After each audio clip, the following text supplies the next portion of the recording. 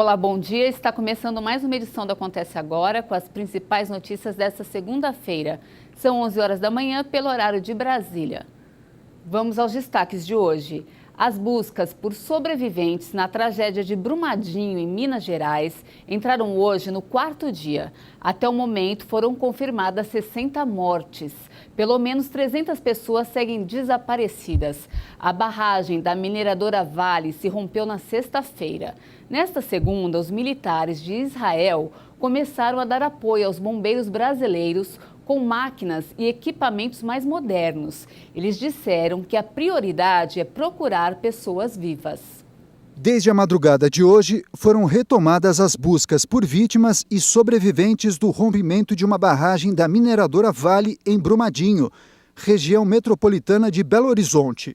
Os bombeiros brasileiros contam a partir de hoje com um reforço de 130 militares de Israel e 16 toneladas de equipamentos que chegaram ao aeroporto de Confins na noite de ontem, para auxiliar nos trabalhos de resgate. Esse é o 4º dia após um mar de rejeitos destruir casas da região e a área administrativa da Vale, empresa responsável pela barragem.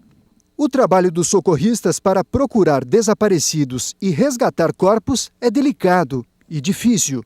Em alguns locais, eles têm de rastejar para evitar que se afundem no barro, como o resgate desse animal. Os bombeiros iam prosseguir com as buscas na noite deste domingo, com a ajuda de uma luz especial, depois que um segundo ônibus soterrado foi localizado perto da área administrativa da mineradora. Mas o volume de lama impediu e as buscas tiveram de ser interrompidas. Os trabalhos foram retomados por volta das 4 horas da manhã. Os israelenses passaram a viagem planejando os trabalhos de resgate em Brumadinho.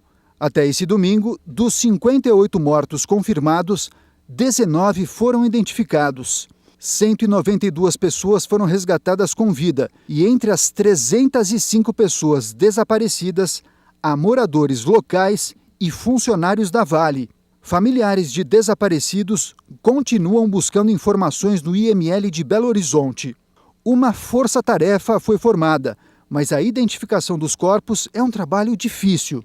O tenente-coronel Flávio Godinho, da Defesa Civil de Minas Gerais, disse em entrevista coletiva que o número de mortos deve aumentar, já que há corpos dentro de ônibus, mas a quantidade de vítimas ainda não tinha sido confirmada.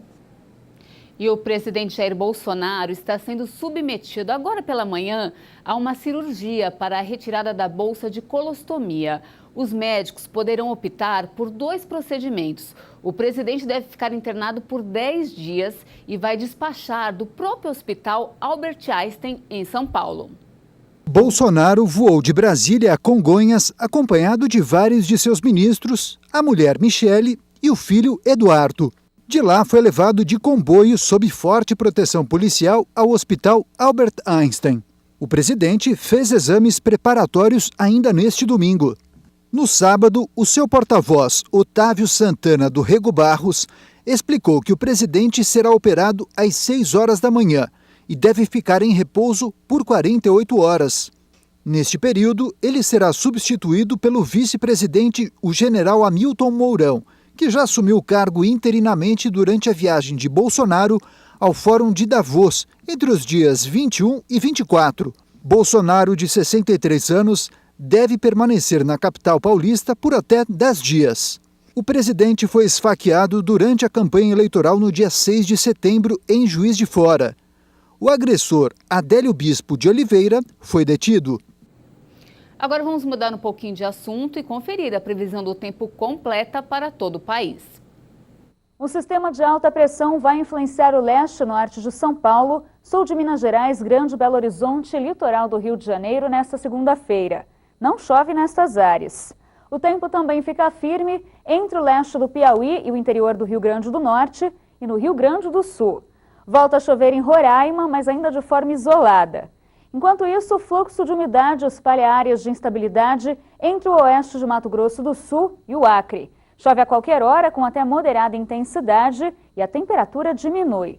A maioria das áreas do país ainda terá influência do calor e da alta umidade, que favorecem a ocorrência de pancadas de chuva entre a tarde e a noite. Há risco de temporais isolados.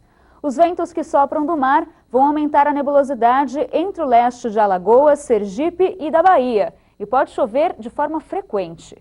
A mínima prevista para Porto Alegre é de 24 graus e 20 em Brasília. A máxima prevista para Natal é de 31 graus, 32 graus em Teresina e 39 no Rio de Janeiro. O Brasil é o país que registra o maior número de raios do mundo. E no verão, os cuidados têm que ser maiores. Esse é o período com mais casos desse fenômeno da natureza. E os especialistas afirmam que as previsões para este ano são de um aumento das descargas elétricas. Vamos conferir.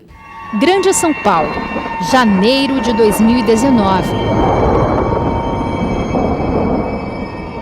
Só no dia 10 de janeiro, a região metropolitana foi atingida por 24.298 raios. E segundo o Climatempo, mais de 5.000 chegaram ao solo em apenas 2 horas.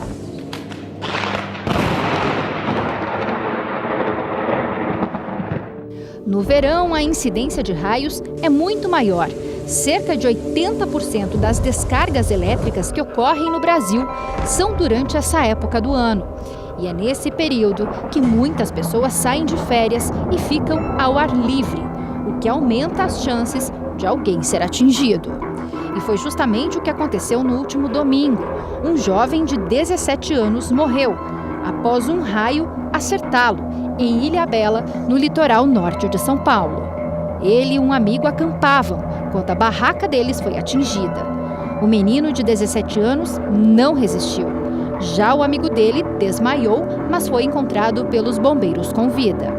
Os raios são descargas elétricas de grande intensidade e conectam o solo e as nuvens de tempestade que estão na atmosfera, como explica a meteorologista do Climatempo, Josélia Pegorim. Determinadas nuvens na atmosfera, especialmente as nuvens cumulonimbus, elas atingem, são nuvens muito extensas, né?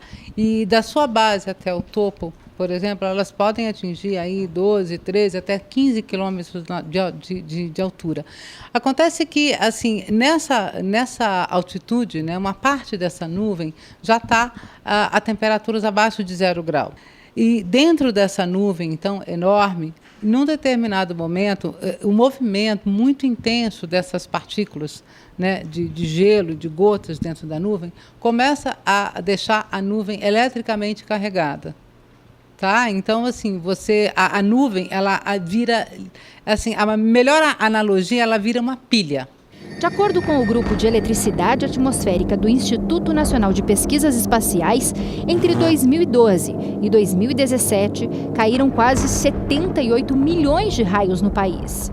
O Brasil é o campeão mundial em incidência de raios. Para se ter uma ideia, são mais de 100 mortes e 200 feridos todos os anos. E as previsões já indicam que a intensidade do fenômeno vai provocar um aumento de raios em 2019, em quase todas as regiões do país. Para se proteger dos raios, a recomendação é procurar um abrigo e evitar permanecer em lugares abertos. Se estiver na praia, saia do mar e procure algum lugar seguro. Se você viu a nuvem preta lá, está vindo do mar, está vindo da serra, você está vendo aquele temporal, está vendo que a nuvem de chuva está avançando, saia da praia, não espera chegar. Tá? Agora, não corra também para debaixo de nenhuma árvore. Vá para qualquer lugar, menos debaixo da árvore. A árvore é um lugar favorável à queda de um raio. Tá? Também não é aconselhável você ficar debaixo do guarda-chuva, do guarda-sol. Tá? Não tem nenhum lugar onde ficar, então abaixa, fica de cócoras, quietinho num canto. Saia do mar. Muito importante, se não deve fazer nada, saia do mar e fique agachadinho. Eu fico por aqui, mais informações você confere ao longo da nossa programação. Um ótimo dia para você e até mais.